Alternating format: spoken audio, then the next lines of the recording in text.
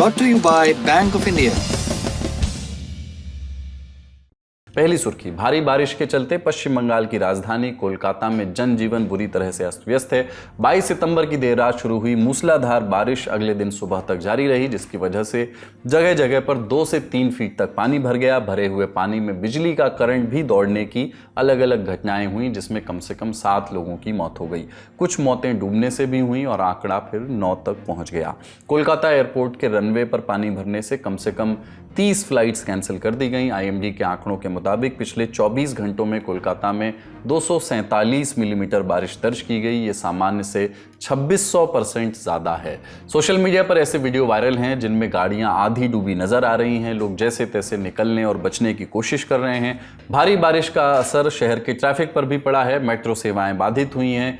कई ट्रेन्स की आवाजाही का समय भी बदलना पड़ा है। कोलकाता में मौजूद लोगों से अपील की गई है कि वो अपनी यात्रा सावधानी से प्लान करें। कोलकाता में ये सब तब हुआ जब दुर्गा पूजा की तैयारियां जोर शोर से चल रही हैं। बारिश की वजह से यूनिवर्सिटीज के एग्जाम आगे बढ़ा दिए गए हैं। वहीं स्कूलों में दुर्गा पूजा की छुट्टियां पहले ही कर दी गई थी। जोधपुर पार्क, कालीघाट, बालीगंज, मोमिनपुर, पालमर बाजार और धापा जैसे इलाके सबसे ज्यादा प्रभावित हुए। यहाँ 260 से 330 मिलीमीटर तक बारिश हुई। लोगों ने बताया कि उन्हें किस तरह की परेशानियां झेलनी पड़ रही हैं और प्रशासन से उन्हें क्या उम्मीदें हैं। बहुत मुश्किल से जो मैदान है उधर से आ पा रहा है और रास्ता में इतना खड्डा हो गया है, उसमें बहुत मुश्किल हो रहा है हमको। और सबसे ज़्यादा डर है इलेक्ट्रिक का, ठीक है। और बच्चा महिला इतना तकलीफ से आ रहा है, क्या बताऊं। हम तो सोचा है जो कैसे ना कैसे हम ऑफिस तो हम जाएंगे आज। सिचुएशन बहुत खराब है। मैदान तक मेट्रो चल रहा है, उसके बाद मेट्रो नहीं चल रहा है। वहाँ से कोई भी गाड़ी नहीं पकड़ सकते। हमको अलीपुर कोर्ट जाना है, उधर का स्टाफ है, अभी पैदल ही जा रहा है। यही तो सिचुएशन है। इतना भाड़ा मांग रहा है कि 2000 रुपया तक मांग रहा है कार, प्राइवेट कार। उतना तो दे नहीं सकते, इसलिए अभी पैदल ही चल रहे हैं। प्रदेश की मुख्यमंत्री ममता बनर्जी और कोलकाता के मेयर फरहाद हाकिम की भी प्रतिक्रिया आई। दोनों ने कहा कि इतनी ज्यादा बारिश कभी नहीं देखी, सभी जरूरी कदम उठाए जा रहे हैं। भारतीय मौसम विभाग के मुताबिक इस भारी बारिश की संभावित वजह बंगाल की खाड़ी में अचानक से लो प्रेशर एरिया का बनना है।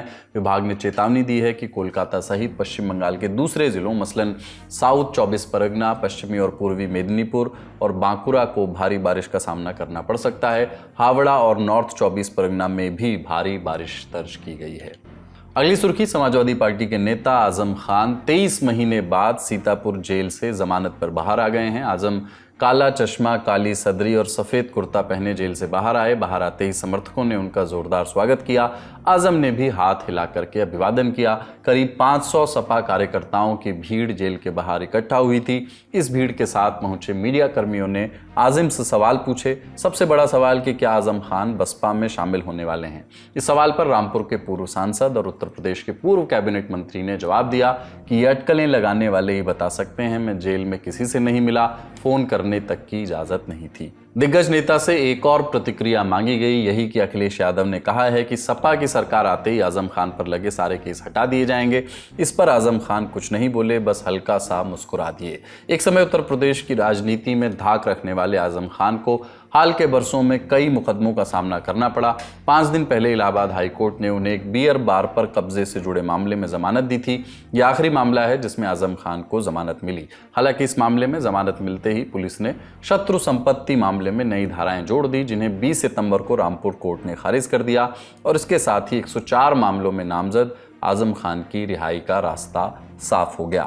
रिहाई के बाद आजम से राजनीति में वापसी के बारे में भी पूछा गया, जिस पर उन्होंने कहा कि अभी तो अपना इलाज कराऊंगा, सेहत ठीक करूंगा और उसके बाद सोचूंगा। लोग अनुमान लगा रहे हैं, वही लोग बता पाएंगे। मैं तो सर अभी अखिलेश यादव ने भी कहा क्योंकि है जेल में किसी से मुलाकात नहीं होती थी, फ़ोन करने की भी मुझे इजाज़त नहीं थी, कोई राब्ता हो ही नहीं पाता था किसी से। तो 2 साल ये और 3 साल पहले 5 साल तो मैं बिल्कुल आउट ऑफ टच रहा, जानता ही नहीं बाहर की दुनिया है क्या। नहीं, देखिए बदला तो वहाँ होता है जहाँ मैंने किसी के साथ बुरा किया हो। मैंने तो दुश्मनों के साथ भी बहुत अच्छा सलूक किया। पूरी सरकार में कोई ये कह ही नहीं सकते कि मेरे कलम से किसी के साथ नाइंसाफ़ी हुई हो। अगली सुर्खी, गायक जुबीन गर्ग का 25 सितंबर को असम की राजधानी गुवाहाटी में पूरे राजकीय सम्मान के साथ अंतिम संस्कार किया गया। अंतिम यात्रा के दौरान उनके गाने बजाए गए। जुबीन के अंतिम संस्कार में परिजन, रिश्तेदार और भारी तादाद में फैंस मौजूद रहे। उनकी पत्नी गरिमा ने उनके पार्थिव शरीर को कंधा दिया। जुबीन के 2 डॉग भी उनके अंतिम सफर में शामिल हुए। असमिया समेत 40 भाषाओं में 38,000 से ज़्यादा गानों को आवाज़ देने वाले जुबीन एक प्रोग्राम में शामिल होने के लिए सिंगापुर गए हुए थे। 19 सितंबर को सिंगापुर में तैरने के दौरान उनके साथ हादसा हुआ। इसके बाद उन्हें अस्पताल ले जाया गया, जहां उन्हें मृत घोषित कर दिया गया। साजिश के आरोप भी लगे। इसके बाद असम में उनके मैनेजर सिद्धार्थ शर्मा समेत घटना के वक्त साथ रहे सभी मौजूद लोगों को और इवेंट मैनेजर के खिलाफ शिकायत भी दर्ज की गई थी। उधर असम सरकार ने उनकी मौत की जांच सीआईडी को सौंप दी है।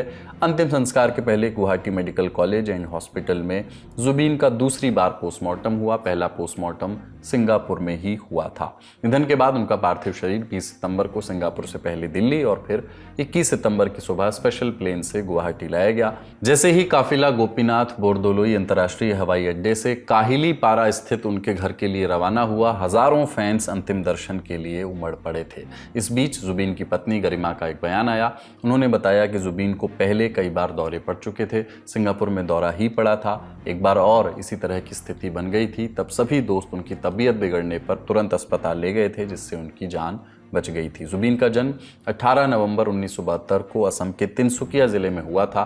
वे असमिया और हिंदी फिल्म इंडस्ट्री में गायक, संगीतकार, गीतकार, अभिनेता और निर्देशक रहे। जुबीन असम के हाईएस्ट पेड सिंगर थे। उनके असमय जाने से एक बहुत बड़ा शून्य पैदा हो गया है। दी ललन टॉप की ओर से उनको विनम्र श्रद्धांजलि।